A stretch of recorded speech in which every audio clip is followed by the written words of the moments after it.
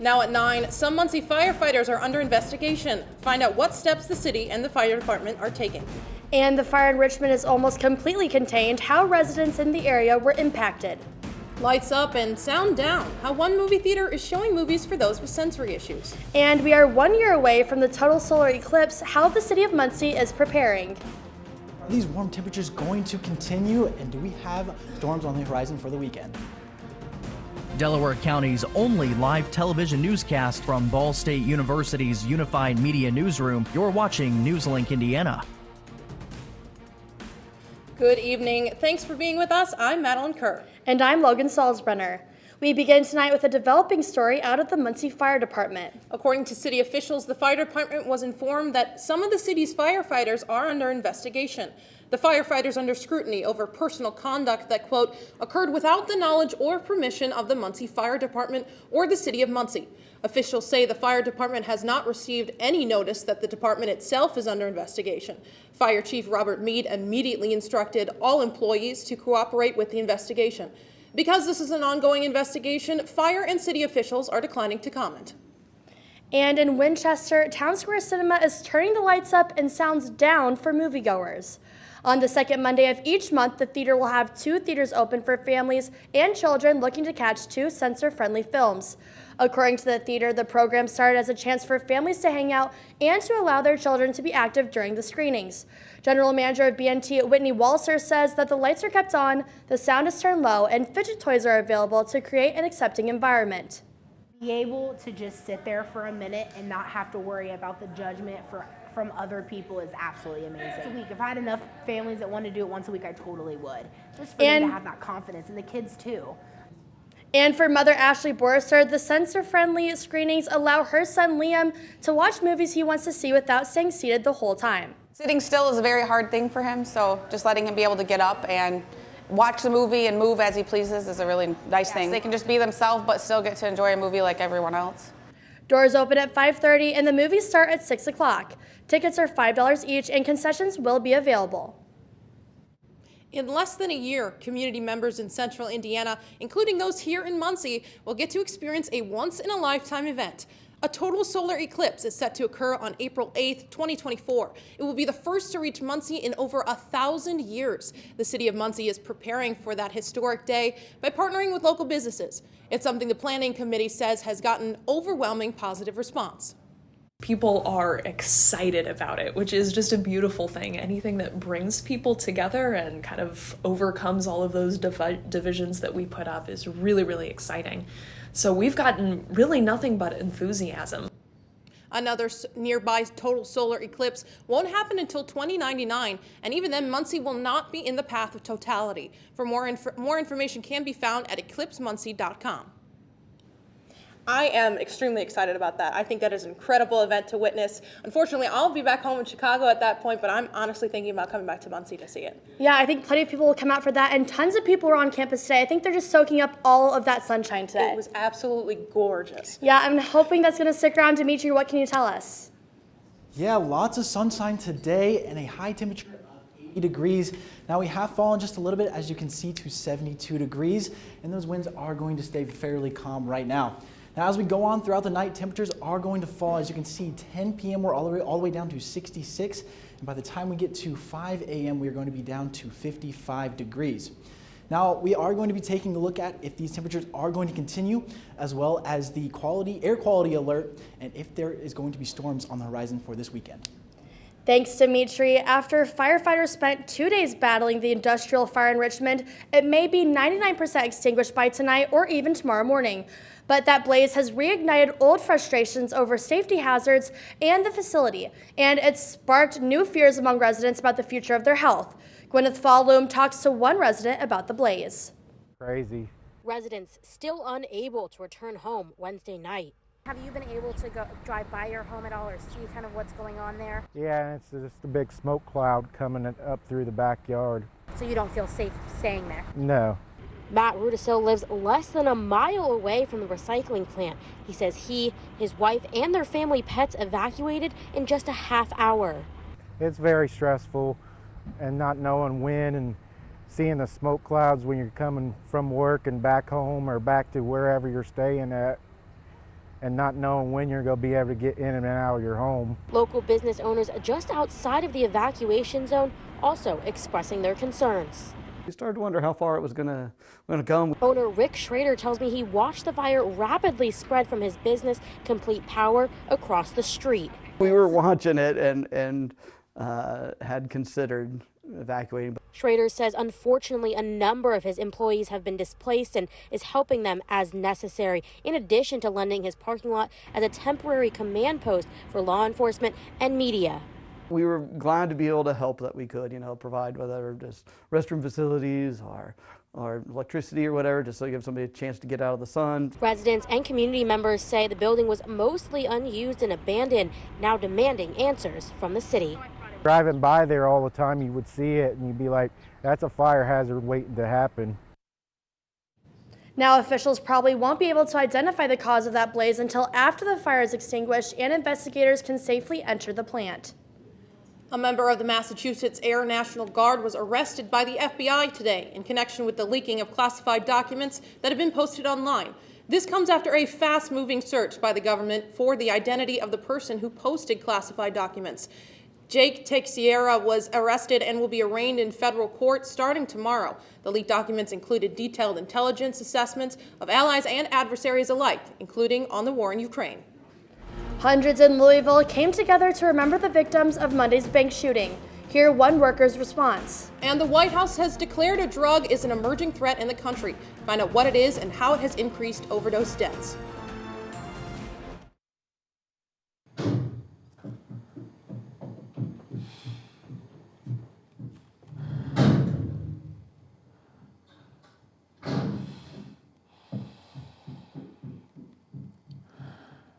I love you!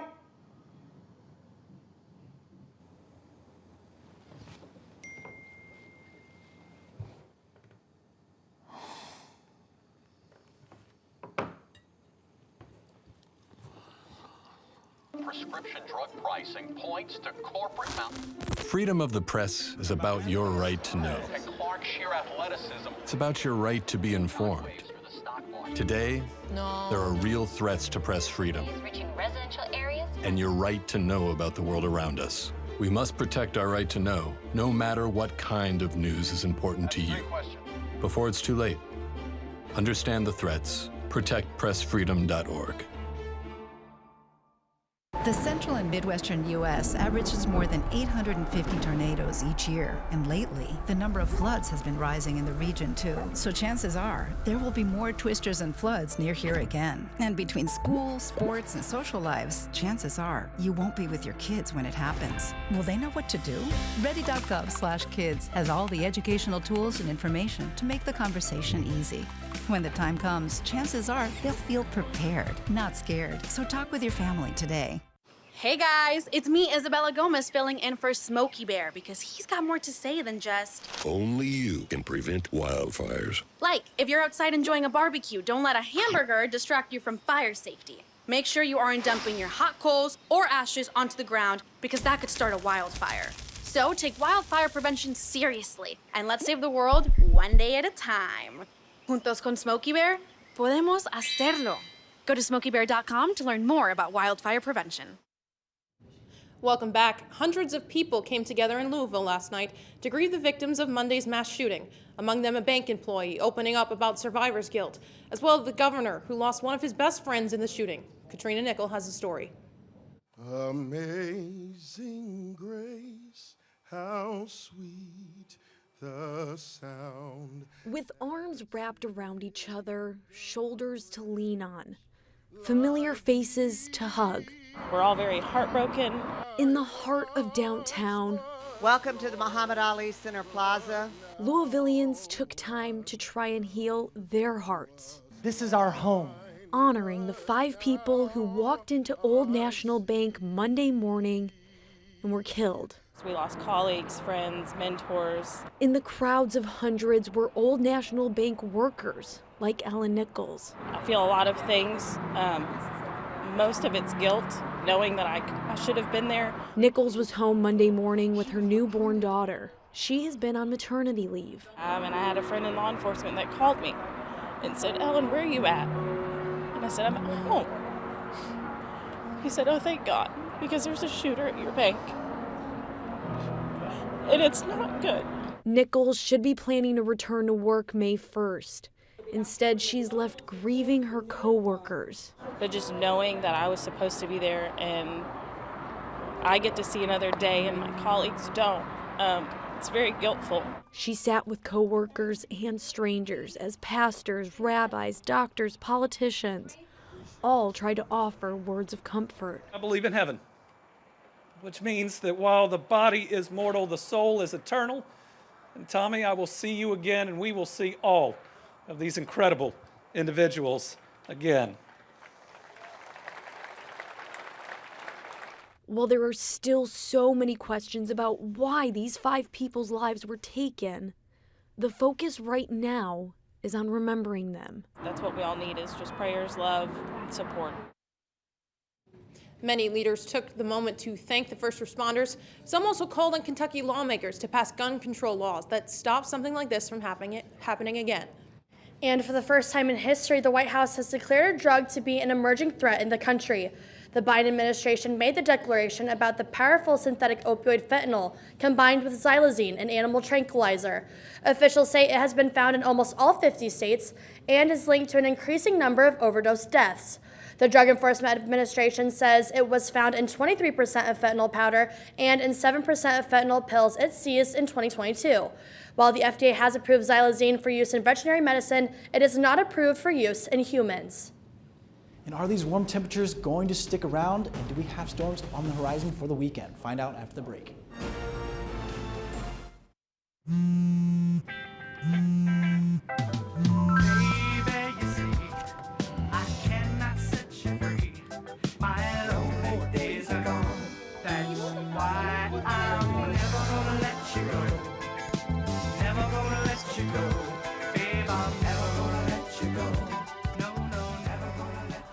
Here you go.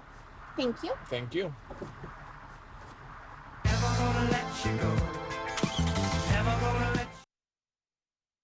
I think it's just vapor with flavor. It won't hurt my kid like cigarettes, right? Vaping is safer than smoking, isn't it? There's really not even that much nicotine in them, right? My kid? My kid knows it's dangerous.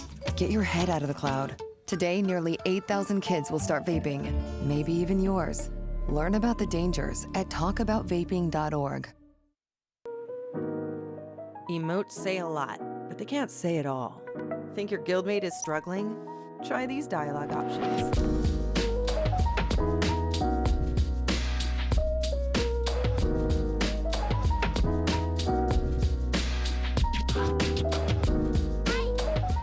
Go beyond emotes.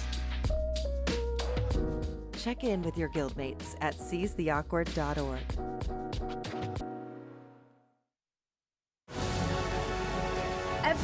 Every day, Millions of people are connecting and even though we're overcoming obstacles, Watching each other's backs, and banding together.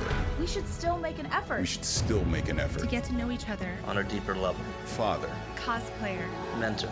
actor. It's time we take a step forward It's time we take a step forward. Come together. and discover How accepting our differences can make us stronger. Welcome back to NewsLink Indiana. I'm weather forecaster Dimitri Gegas. I want to start off by making sure everyone knows that we are still on an air quality alert until 11:59 p.m. tonight. As you can see, Delaware County is in that gray area that is alerted. So do make sure if you are going anywhere tonight, maybe think about walking, carpooling, or even taking public transportation. Now, other than that, it was an absolutely beautiful day out there today with a high temperature of 80 degrees. We have fallen down just a bit to 72 degrees here in Muncie, 71 there in Indianapolis, and then all the way down to 67 there in Bloomington. Now, that high temperature of 80 was pretty high, but not quite as high as our record high of 86 degrees that was set in 1941, but a lot higher than our average high of 63 degrees. So lots of sunshine, and it was really warm out there, so I hope everyone got to enjoy that today. Now, going into tonight, things are going to get much lower. As we can see, our low temperature of 54 degrees. mostly clear conditions with those winds coming in at 5 to 10 miles per hour. So things will still feel really nice out there and nice and cool with those winds staying pretty calm. Tomorrow, things are looking rather similar. As we can see, 8 a.m. there at 56 degrees with those winds coming in at 5 miles per hour. And then by 12 p.m. lunchtime, we are going to get all the way up to the mid-70s at 75 degrees. And then by 5 p.m., we will be all the way up to our high temperature of 78 degrees, with those winds staying pretty consistent between 5 and 10 miles per hour. But for the weekend, some unfortunate news. As you can see, Saturday we have shower chances with a high temperature of 78 degrees, so that temperature is sticking around, but those rain chances are going to be around 30% with those winds staying calm. But Sunday, we will have thunderstorm chances and a lower temperature, as we can see, 67 degrees there, with those winds coming in out of the southwest at 15 to 20 miles per hour sustained, and then gusts of up to 35 miles per hour, so do keep that in mind for Sunday. Now, temperature trend, as we can see, that 67 there on Sunday. Things are going to continue that way for Mondays. We can see 48 degrees and then all the way back up to 58 there on Tuesday. So a little bit of a roller coaster coming our way. But what does the 6 to 10 day outlook have to say about this? They do think that we are going to stay above average for the next 6 to 10 days. As we can see, we are still in that orange area here in Muncie, keeping that below average temperatures there in the northwest region of the country. Now, things are going to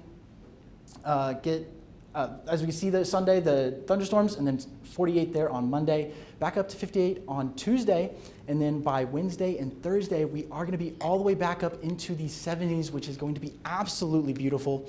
And I don't know about you guys, but I am excited for those temperatures to continue to stay in the 70s after that little bit of a dip.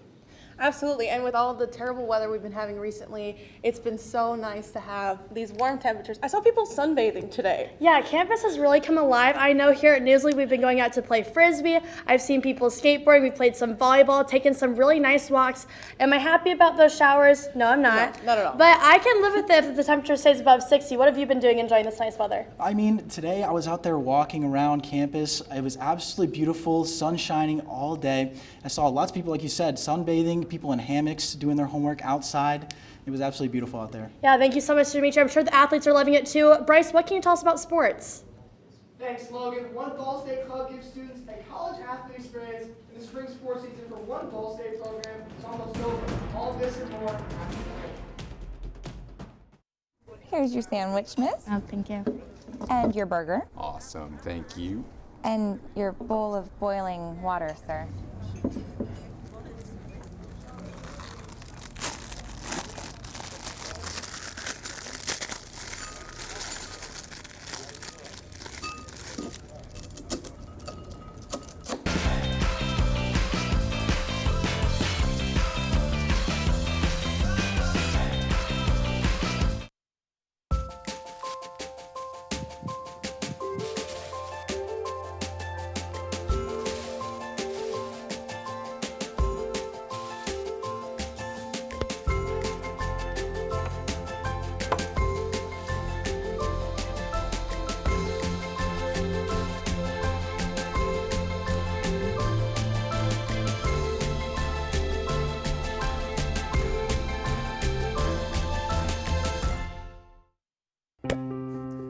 After retiring from the NFL, I've been able to spend a lot more time coaching my daughter's basketball teams. It's something I love to do.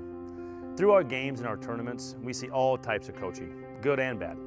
And it begs the question, do we really know who's coaching our kids? Do they have the proper training and screening it would take for me to be comfortable with my daughters playing for that coach? Our Youth Basketball Association made the decision to use trusted coaches to screen and train all of our coaches. I'm a trusted coach. Are you? So if one cat has 4 kittens who reproduce every 6 months, how many cats will there be in 5 years? Who's got it? Is this... What is that? Seriously? Who threw that? Cats are terrible at math, but they sure do multiply. Please spay, neuter, and adopt. The solution is 10. Welcome back to NewsLink Indiana. I'm Bryce Dimsevich with sports. Ball State intramural flag football is on the rise, and NewsLink Indiana's Dylan Selke joins us in the studio with more. Dylan, what do you have for us? Thanks, Bryce. And finally, warm weather. And with the warm weather comes Ball State's Intramural Flag Football League. Intramural sports here at Ball State is the perfect way for students who may not be student athletes to stay active and continue to strive for healthy competition. I'm not nervous to do this interview. I'm actually nervous because I'm about to play. The games have started, and the players are feeling the excitement of playing on such a memorable field, such as Schumann Stadium. Just be able to play on the field is really huge. I mean, some big moments have happened out here. Some guys that are in the NFL now have played on this field. So just to be able to play on a field that NFL players have played on is really cool. It's a little bit of a taste of what it's kind of like to be a Division I football player. You know, growing up, that was kind of a dream of mine. So to be able to do that here at the college that I go to is really exciting. Fulfilling dreams and chasing championships. It may not be Division I football, but to the players, this league means something. Oh, if I won it, that would be probably the highlight of college, honestly. College has kind of been boring, started off with COVID and all that stuff. So the chance to win a intramural championship, I think you get a T-shirt at the end or whatever, I'd be wearing that thing all the time. And so it'd be awesome to have a championship. We'll kick off the playoffs for the league, and next Monday will be the championship. If you're a Ball State student or live in the Muncie area, admission is free, so make sure you check out the games at Schumann Stadium. Now, let's send it back to Bryce for a look at spring soccer. Thanks, Dylan. As intramural flag football is well underway, Ball State soccer nears the end of their spring seasons of matches. NewsLink Indiana's Sam Morris sits down with the squad to learn more about how this cluster of games helps prepare the Cards for next year. With the spring soccer season winding down, the Ball State squad looks to finish their 5-game season against IUPUI on Saturday. Junior Ryan LeConte is thankful for the opportunities this spring has presented her. I didn't necessarily get a ton of minutes just in the fall season and regular season, so this spring has been a really big time for me to get confidence and just getting those minutes and getting to make those big plays. In the fall, the end result is all that most teams focus on. However, head coach Josh Reif hopes the spring season brings a larger improvement to his Cardinals. Where the spring, not that we still don't care about results, but I think development is able to take probably more of a front seat than maybe in the fall. LeConte is aware of the players that left from the fall season, but is hopeful that her team will take the leap into the upcoming fall season. We have a really great mentality among the team, and I think it's been really big for us. We lost a ton of starters and big players, and so a ton of us are kind of step into those big roles. Coach Reif is glad to have the opportunity to give his players a simulation of what a normal game in the fall will feel like. Try to play a really challenging spring season because we want to replicate as best we can what the fall is going to feel like, and intensity of matches and the demands of matches to see, get players the experience, but also for us as coaches to see how do they handle some of those stresses. Ball State will be back in the fall as some of these new players step into those new roles. In Muncie, Sam Morris, NewsLink, Indiana. Keep things at Briner Sports Complex, track and field gets set to host their first and only home meet of the year. NewsLink Indiana's Keon Scott spoke with the team on how they prepare to soar this weekend. Ball State track and field has been working hard this season as they prepare for the upcoming meet this Friday. Head coach Adrian Wheatley talks about their journey leading up to this point and how they can improve as a team. So the one thing we talk about in our program is we're always making sure that everybody is working for each other, and we talk about team all the time, and again, I think a lot of times when you are running for someone, person next to you on your left and right, then you're able to do things bigger than just win yourself. While the team's chemistry is a major focus for Coach Wheatley, there's also other factors that play in their success. Each individual in this program has a role and has a place, and again, some are to score a lot of points, some are to support, some are to to do the little things behind the scenes, but everybody has a role, and we want to embrace that as a group. With the MAC Outdoor Championships in a few weeks, the team's mindset is strong as the end of the season comes to a close. The mindset, it doesn't really change what we talk about all season long. Everything we do is a dress rehearsal for the big show, and the big show is the MAC Championships. The We Fly Challenge takes place at Briner Sports Complex at 9 a.m. tomorrow and Saturday. The Cardinals will also be honoring their seniors on Saturday beginning at 11:30 a.m. In Muncie, Keon Scott, NewsLink, Indiana. Yeah, it's really awesome to see the track and field teams start to finish up, and also how they're having their only meet here at Ball State. I'm excited to see how they do. Definitely, we're wishing them a lot of success this weekend. Thank you so much, Bryce. After the break, we're going to say goodbye to some of our seniors, and we'll have one final look at weather. Stay with us.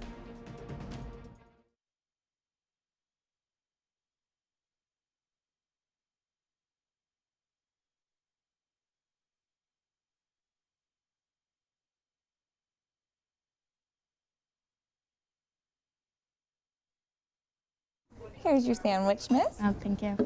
And your burger. Awesome, thank you. And your bowl of boiling water, sir.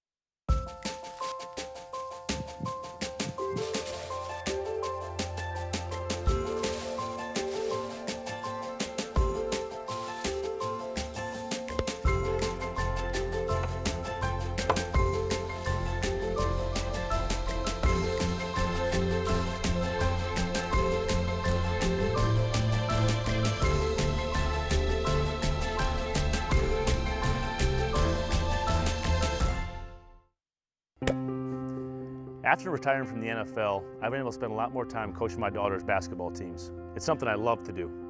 Through our games and our tournaments, we see all types of coaching, good and bad.